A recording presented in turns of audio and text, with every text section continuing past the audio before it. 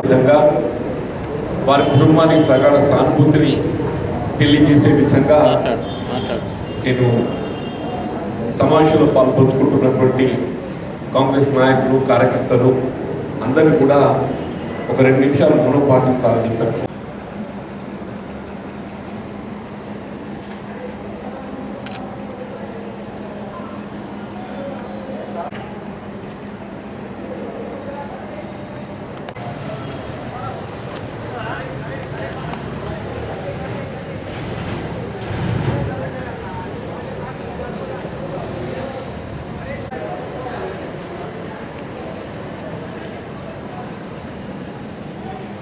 ఈ సభ్యత్వ నమోదు సంబంధించి అట్లాగే రాష్ట్రంలో ప్రస్తుతం నెలకొని ఉన్నటువంటి రాజకీయ పరిస్థితుల గురించి మిత్రులు చాలా విపులంగా వివరించారు.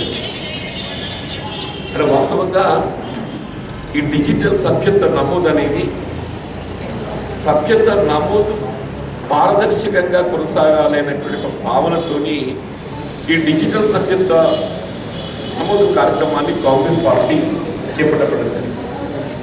మరి గతంలో కూడా మన సభ్యత్వ నమోదు కార్యక్రమాన్ని చేపట్టినా అది మాన్యువల్గా మనము చేపట్టడంతో ఏదైతున్నదో మరి పారదర్శకత లోపించి మనం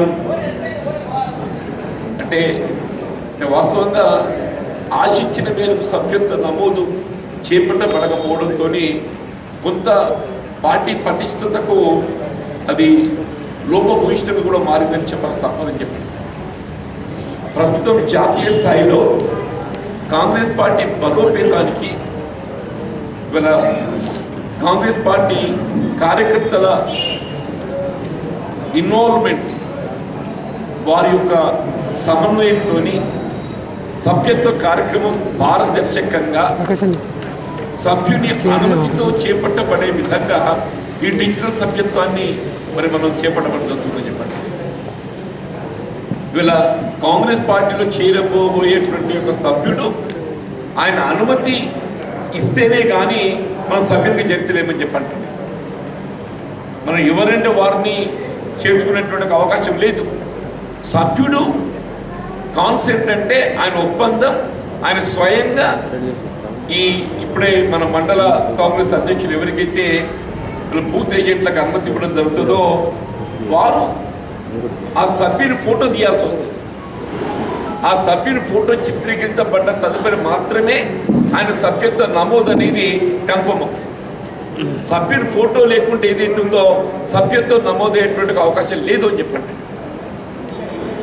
అంటే సభ్యుడి ఫోటో నమోదు కావటం అంటే ఆయన అంగీకారం తెలిపినట్టుగా భావించాల్సి వస్తుంది. ఇది ఇందులో ఒక ప్రత్యేకత అని చెప్పండి. ఈ సభ్యత్వం కూడా మిత్రుడు రమేష్ బాబు గారు అంటే వాస్తవం చెప్పంటూ నేను మరి చాలా చక్కగా వివరించి మీరు ఒక గ్రామం లోపల సభ్యత్వం మనం చేస్తున్న సందర్భంగా కేవలం ఒక వర్గానికి అంటే ఒక కులానికే పరిమితమయ్యే విధంగా కాకుండా ఆ గ్రామంలోని అన్ని కులాలకు అన్ని మతాలకు ప్రాధాన్యత కల్పించే విధంగా మనం సభ్యత్వం చేయాలి. కాంగ్రెస్ పార్టీ మౌలిక సిద్ధాంతం ఏదైతున్నదో ఇది ఒక లౌకిక విధానం కట్టుబడిన ఒక పార్టీ కాంగ్రెస్ పార్టీ. ఇది పేద ప్రజల పక్షపాత పార్టీ అని చెప్పంటారు. సమాజంలో ఉండేటువంటి నిరుపేదలు, దళితులు, బలహీన వర్గాలు, అల్పసంఖ్యాక వర్గాల మహిళలకు ఏదైతే ప్రాధాన్యత ఇచ్చే పార్టీ కాంగ్రెస్ పార్టీ అని చెప్పండి. ఇది రైతు పక్షపాత పార్టీ అని చెప్పంటున్నాయి. ఇది రైతు కూలీ పక్షపాత పార్టీ అని చెప్పంటున్నాయి. కాబట్టి ఆ విధంగా ఏదైతున్నదో మన సభ్యత నమోదులు కూడా ఆ ప్రాధాన్యత క్రమాన్ని మన గమనంలో ఉంచుకొని సభ్యత్వం చేయాలి. మనం ఏదో వీళ్ళ ఓట్ అంటే సభ్యత్వ ఎన్రోలర్ ఏదైతుందో ఒక 100 ఇవ్వాలని లక్ష్యం నిర్దేశించుకుంటే ఆ 100 అనేది అందరికి కలుపుకోబోయే విధంగా ఉండాలని చెప్పడానికి నేను ప్రయత్నం చేస్తాను చెప్పండి. దయచేసి ఏ రాజకీయ పార్టీ కానివ్వండి వీళ్ళ కార్యకర్తలతో మాత్రమే ఆ పార్టీ బలోపేతమైంది. మరి ఒక రాజకీయ పార్టీ సిద్ధాంతపరంగా మనం ఒక 25% ఓటును మనం సమీకరించుకోగలిగితే వీళ్ళ పోటీలో నిలవబోయేటువంటి ఒక అభ్యర్థి అనే వ్యక్తిత్వంతో ఒక 25% మద్దతులు పొందగలిగే అవకాశం ఉంటుంది. అంటే పార్టీ ఐడియాలజీ, పార్టీ సిద్ధాంతం 25% అయితే పోటీలో నిలవబోయేటువంటి అభ్యర్థి వ్యక్తిత్వం ఒక 25%. అంటే 25 + 25 50% పోతే మిగిలిన 50% బలాన్ని సమీకరించేది పార్టీ కార్యకర్తలు మాత్రమే చెప్పని ఈ సందర్భంగా మీకు గుర్తు చేస్తాను. వీళ్ళు తెలంగాణ రాష్ట్ర ఏర్పాటును విభేదించేటువంటి ఆ 25 పార్లమెంట్ స్థానాలలో కాంగ్రెస్ పార్టీ ఉనికి కోల్పోయేటువంటి ఒక అవకాశం, ప్రమాదం ఉన్నప్పటికీ కూడా వీళ్ళ సోనియా గాంధీ గారు ఏదైతున్నదో రాజకీయంగా ఆలోచన చేయకుండా వీళ్ళ తెలంగాణ ప్రాంత ప్రజల మనోభీష్టాన్ని గౌరవించాలనేటువంటి ఒక భావనతో వీళ్ళ ఏ విద్యార్థులు, నిరుద్యోగ యువత ఆత్మత్యాగాలు, బలిదానాలకు ఒక ముగింపు పలకాలనే ఒక భావనతో ఏదైతుందో రాష్ట్రాన్ని ఏర్పాటు చేసిన ఘనత వీళ్ళు కేవలం కాంగ్రెస్ పార్టీ మన నాయకురాలు సోనియా గాంధీ గారికి మాత్రమే దక్కుతుందని చెప్పండి. సరే, రాష్ట్రం ఏర్పడ్డది, మన ఎన్నికల్లో ఆశించిన ఫలితాలు పొందలేకపోయినాం. వీళ్ళు మన ప్రత్యర్థి టీఆర్ఎస్ పార్టీ ఏదైతుందో ఒక ఉద్యమ పార్టీగా భావించిన ప్రజలు, ఒక ఉద్యమ పార్టీని మరి అధికారం తీసుకొస్తే వీళ్ళ ఆ ఉద్యమ లక్ష్యం నెరవేరుతుంది అన్న ఒక భావనతోని మన ఉద్యమ పార్టీగా భావించేటువంటి టీఆర్ఎస్ పార్టీని గద్దెనెక్కించింది. మరి 2 పర్యాయాల అధికారానికి వచ్చిండు. నిజంగానే ఈ 2 పర్యాయాల్లో అంటే మొదటి పర్యాయం 5 సంవత్సరాలు, ఇప్పుడు 3 సంవత్సరాలు గడుస్తుంది. ఈ 8 సంవత్సరాల కాలంలో నిజంగా ఉద్యమ లక్ష్యాలు ఏమైనా నెరవేరినాయా ఒక్కసారి మనం బేరీజ్ వేసుకోవాలని చెప్పి వీళ్ళ గ్రామీణ ప్రాంతంలో వాళ్ళు ఎంతవరకు ఏదైతుందో మీకు పెన్షన్ 2016 ఇస్తున్నాం, మీకు కళ్యాణ లక్ష్మి ఇస్తున్నాం. ఈ 2 కార్యక్రమాలు చెప్పడం మినహా ఇతరత్ర కార్యక్రమం కొత్తగా వాళ్ళు చెప్పేది ఏం లేదే.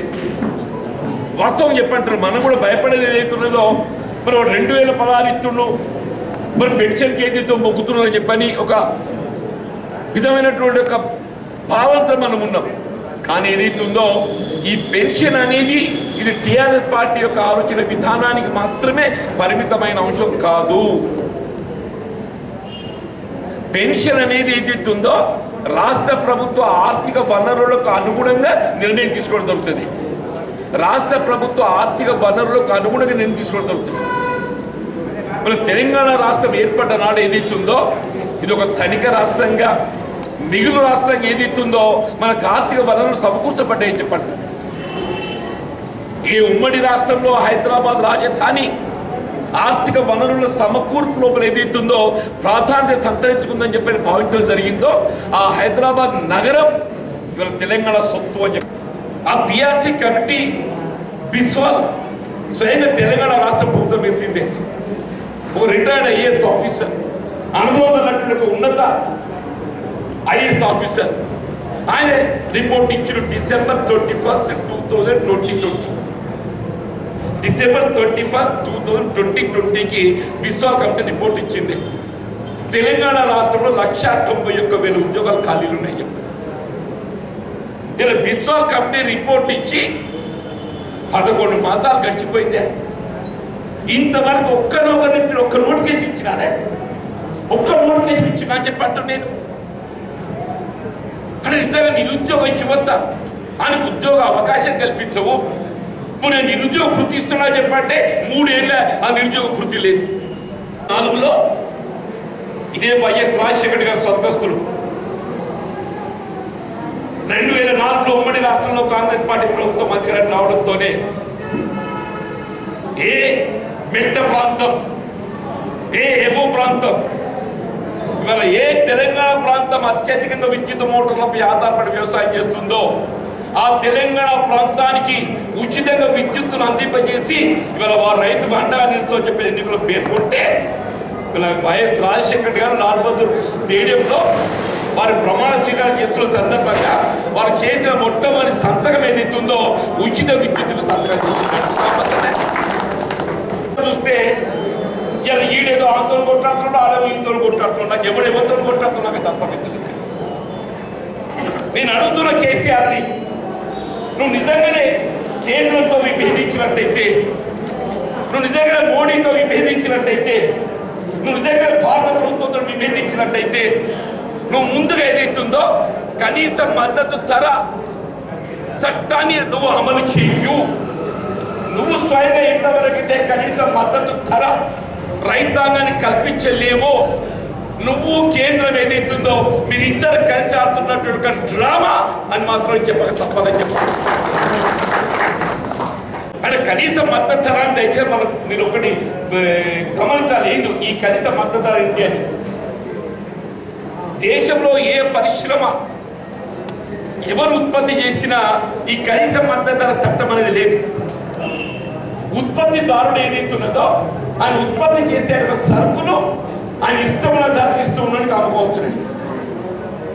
కానీ వ్యవసాయ రంగాన్ని ఏదైతున్నదో రైతుకు ఒక రక్షణగా ఉండే విధంగా, రైతుకు ఒక అండగా నిలిచే విధంగా అన్న జాతీయ స్థాయిలో ఏదైతుందో కాంగ్రెస్ పార్టీ రైతు వ్యవసాయ రంగంలో వ్యవసాయ ఉత్పత్తులకు ఏదైతే పెట్టుబడులు మనం పెట్టుబడులు దొరుకుతుందో ఆ పెట్టుబడులను పరిగణలోకి తీసుకొని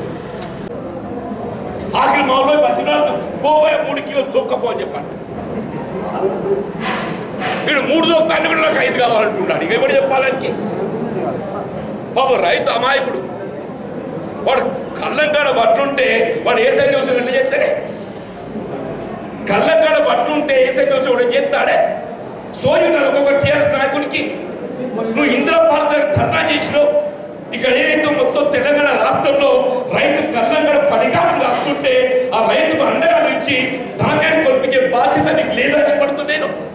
ఏదైతున్నదో మీ వరి ధాన్యమే మాకేం లేదు, వరి పెడితే మాకు ఎక్కువ మిగులుతాయి, 20,000 మిగులుతాయి. మాకు 20,000 మిగిలే పంట చూపెట్టు. ఆ 20,000 మిగిలే పంట చూపెడితే అదే పెడితే బాగుంటున్నాను. ఇప్పుడే బాపురెడ్డి చెప్తున్నాడు, అదేదో మక్క పెడతానని 20,000 మిగులుతాయి చెప్పినట, అందరూ మక్కని పెడతామని చెప్పాడు. ఉన్నాడు కదా గవర్నమెంట్ ఇక్కడ ఇప్పుడు వచ్చింది కదా ఎవరు న్యూస్కి. అరే నిజంగా అంటున్నాను, రైతుకి ఏం కావాలి? ఎకరానికి 20,000 రూపాయలు కావాలని చెప్పి అంటున్నాను. నువ్వు నిజంగా మొక్కజొన్నకు మద్దతు ధర కల్పించడానికి మార్కెట్ కొనుగోలు కేంద్రాలు నేను కొనసాగించినట్టయితే ఇలా మెట్ట భూములు అనేది మొక్క పండిస్తున్నా, ఇలా మెట్ట ప్రాంత భూములు అనేది ఉందో వరి మాగానే కన్వర్ట్ కావడానికి మొక్కజొన్న మార్కెట్లో ధర లేకపోవడంతో విధిలేక 6 పొలానికి వచ్చిందని చెప్పండి. నిజమవుతుందని చెప్పండి. పైకి కూడా ఏదైతుందో నేను మోడీని విభేదిస్తున్నా. నేను మొత్తం దేశంలో జాతీయ స్థాయిలో మోడీ ఆలోచన విధానాన్ని తూచా తప్పకుండా అమలు చేసేటువంటి కార్యక్రమాన్ని ఇలా అమలు చేస్తున్నది టీఆర్ఎస్ పార్టీ అని చెప్పండి. దయచేసి రైతాంగం తెలంగాణ ప్రజానీకం వాస్తవాన్ని గ్రహించండి అని చెప్పట్టు నేను. టీఆర్ఎస్ పార్టీ మోసపూరితమైనటువంటి యొక్క ఆలోచన విధానం వారి యొక్క డ్రామా అనేది ఎంతుందో కనిపెట్టండి అని చెప్పండి. ఇప్పుడు ఏమంటుంటే నేను 24 గంటల కరెంటు, నాకు 9 గంటలు చాలు అంటున్నా నేను, నాకు 9 గంటల కరెంట్ చాలు అంటున్నా నేను. నీ కమిషన్ల భాగవతం వరకు, నీ కమిషన్ల భాగవతం వరకు, నీ కమిషన్ల కక్కుర్తి వరకు ఏదైతుందో నువ్వు 24 గంటల కరెంట్ ఉంటుంది. ఎవరికి కావాలి 20 గంటలు? రేపు ఏదైతే మన విద్యుత్ భారం కాబోతుందో చెప్పండి. 24 గంటల కరెంట్ అనే ఒక నెపంతో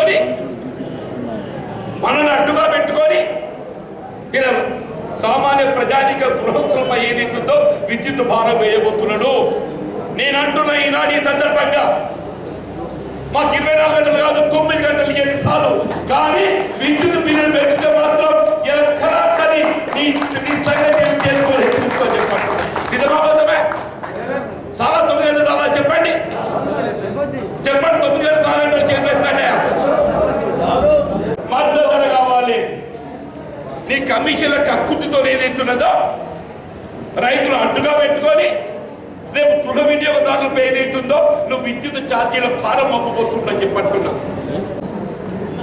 దయచేసి నిజంగా చెప్పంటున్నా, నా సుదీర్ఘ 40 సంవత్సరాల ప్రజా జీవితంలో ఒక ప్రభుత్వమై ఇంత వ్యతిరేకత ఎప్పుడు చూడలేదు, ఒక ప్రభుత్వమై ఇంత వ్యతిరేకత ఎప్పుడు చూడలేదు చెప్పంటున్నా. ఈ వ్యతిరేకత మనం ఎన్క్యాచ్ చేసుకోకుంటే మన వైఫల్యమే కాదు. ఈ వైఫల్యాన్ని మనం ఎన్క్యాచ్ చేసుకోలేకుంటే మన వైఫల్యమే చెప్పండి. అంత వ్యతిరేకత ఉందని చెప్పండి. దేశీయ సభ్యత్వం అనేది మనకు మంచి అవకాశం వచ్చింది.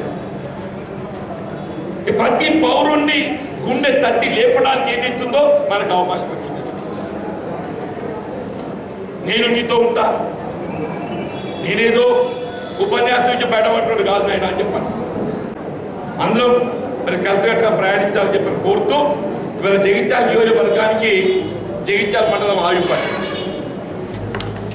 మరి ఏ విధంగా జగిత్యాల పట్టణం అనుకుంటామో జగిత్యాల పట్టణాన్ని తీర్చిదిద్దేది కూడా వీళ్ళ జగిత్యాల పట్టణాన్ని మలుపు తిప్పేది కూడా జగిత్యాల మండలం పైన. రోజు పొద్దున్న లేదా మనం జగిత్యాల టౌన్ వస్తాం. మీరు ఏమన్నా కానీ మేము మాత్రం కాంగ్రెస్ గారు చెప్పారు, మీరు అందరు మాట్లాడుంటే ఈ టౌన్ లో వాళ్ళ బయట రాదు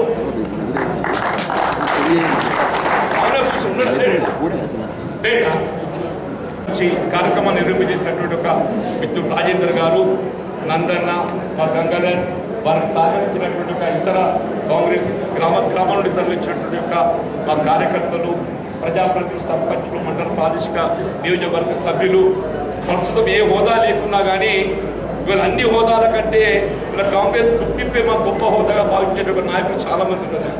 అందరికీ